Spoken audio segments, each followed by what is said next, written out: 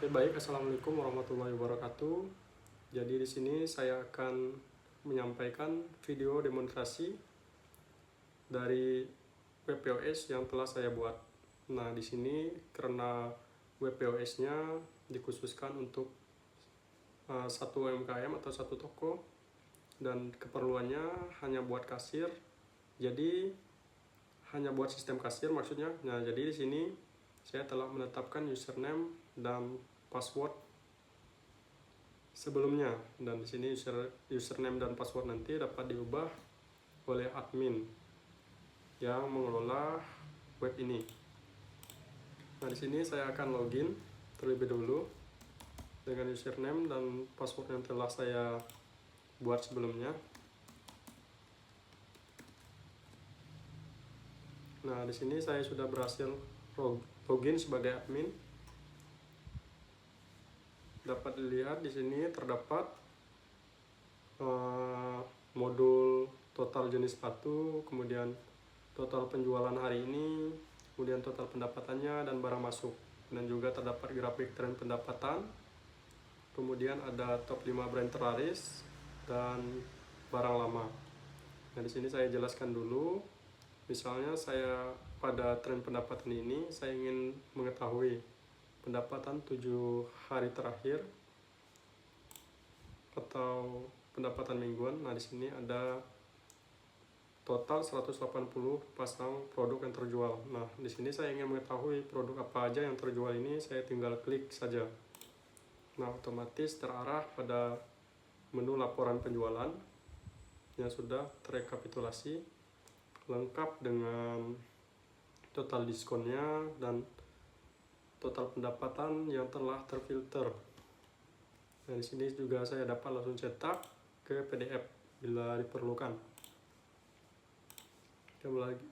Kembali lagi ke menu dashboard. Nah, begitu juga untuk transaksi harian.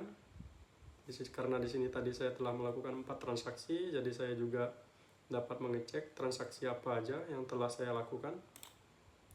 Nah, di sini saya sebagai admin yang menjadi kasirnya pada saat itu, dan total masing-masing transaksi ada 2 produk.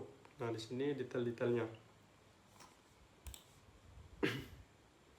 Kemudian untuk top 5 brand terlaris ini juga saya dapat mengetahui tidak hanya sekedar grafik, jadi saya juga dapat klik dan langsung terarah pada top 1 brand terlaris. Begitu juga pada barang lama. Di sini saya dapat mengetahui produk apa saja yang sudah lama dan sangat sulit laku. Misalnya saya klik sepatu brand 6MO ini. Nah, maka akan langsung otomatis masuk ke katalog produk dan mengarah pada produk yang sudah lama belum terjual. Kurang lebih seperti itu algoritma pada dashboard milik admin ini. Kemudian untuk menu transaksi, di sini dapat melakukan transaksi. Misalnya saya ingin membeli sepatu ini, kemudian yang ini, kemudian yang ini. Jadi ada 3 produk. Saya memilih pembayaran tunai dengan uang pas. Di sini saya dapat memasukkan uang pas atau uangnya lebih 50. Nah, misalnya 2.300.000 saya berikan. Nah, jadi di sini sudah otomatis terhitung kembaliannya, dan saya juga dapat menambahkan diskon bila ada diskon, misalnya 10%, maka otomatis total harga produk dikurangi dengan diskon. Nah, saya dapat melakukan proses pembayaran dan tutup transaksi, maka transaksi selesai. Kemudian jika saya ingin membeli satu produk ini dengan transfer, metode pembayaran transfer, maka dapat langsung bayar saja. Kemudian QRIS juga demikian. Jadi hanya berupa konfirmasi. Kemudian untuk merek, di sini dapat menambahkan merek. Contoh merek Nike. Begitu pula dengan kategori, dapat menambahkan kategori. Contohnya sneaker, Kemudian pemasok juga dapat menambahkan pemasok. Kemudian katalog produk untuk mengetahui produk-produk yang ada pada atau yang masih tersedia. Kemudian di sini juga kita dapat menambahkan gambar, misal bila diperlukan. Dan di sini juga kita dapat mengubah harga, misalnya produk tersebut sudah lama tidak terjual dan lain sebagainya. Kemudian menu barang masuk. Nah, di sini kita dapat melakukan tambah barang masuk. Nah, di sini kita dapat lengkap mengisi mulai dari data pemasok, catatan, kemudian merek produk, kategori, ukuran, kemudian kondisi, kemudian harga jual, harga beli, kuantitas, ataupun kita dapat hapus produk. Misalnya ada 2 produk, maka kita dapat tambah lagi produk lain. Nah, misal ada lagi, maka dapat tambah lagi. Nah, nanti ketika disimpan, dia otomatis tersimpan dan masuk ke dalam database produk atau database yang ada pada website ini. Kemudian untuk menu penyesuaian stok ini saya buat untuk apabila ada penyesuaian stok, misalnya stok yang telah dibeli dari supplier ada yang rusak. Nah, jadi kita bisa melakukan penyesuaian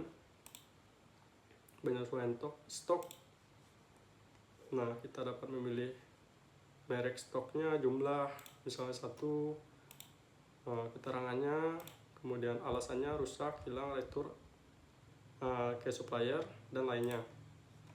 Kemudian kita dapat menyimpan, dan otomatis pada menu laporan inventory akan menyesuaikan total barang masuk atau total modal dan total potensi penjualan.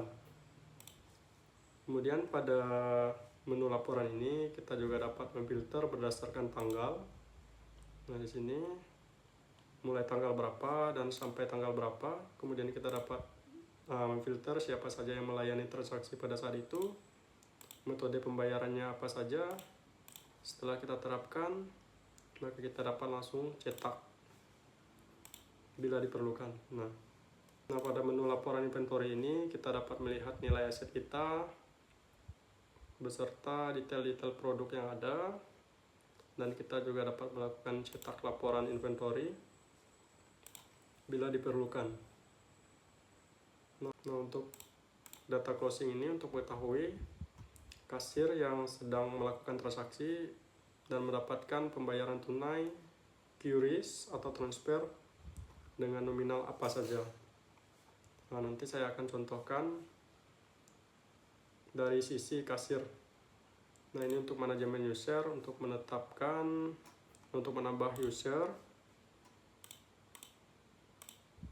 Nah, kita dapat membuat perannya apakah sebagai kasir atau admin. Karena kalau sebagai kasir hanya dapat mengakses beberapa menu saja atau fitur saja. Sedangkan admin dia dapat mengakses keseluruhan fitur yang ada.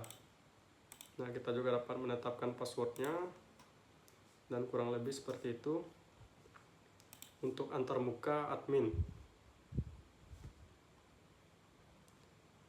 Kita masuk menggunakan kasir karena saya telah menetapkan kasir.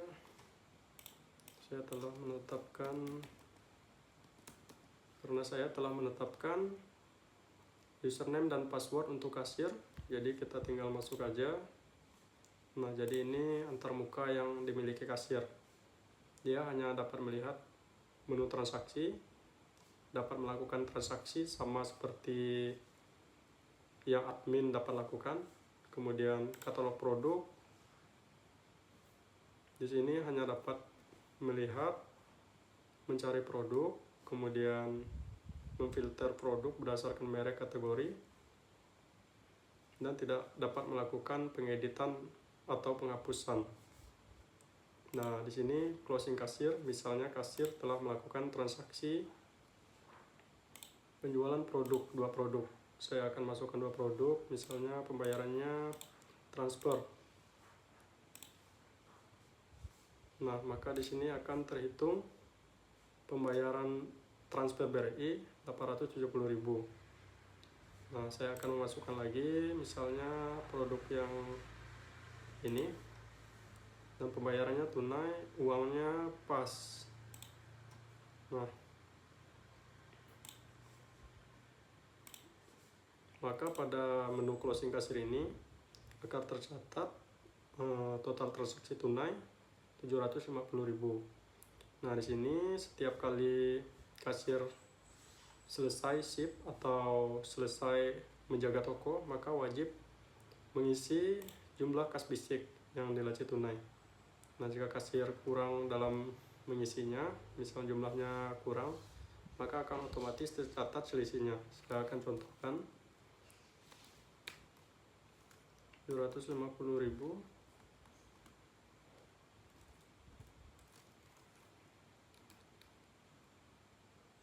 750.000.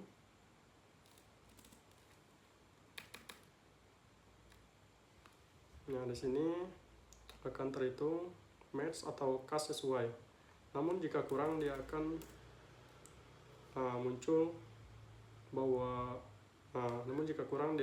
muncul pemberitahuan bahwa selisih atau kas kurang. Di sini saya coba masukkan pas dan submit. Kemudian saya klik ya karena saya ingin karena misalnya kasir telah melakukan atau selesai melakukan transaksi atau penjagaan toko pada hari ini. Nah, akan terkunci, dan pada antarmuka admin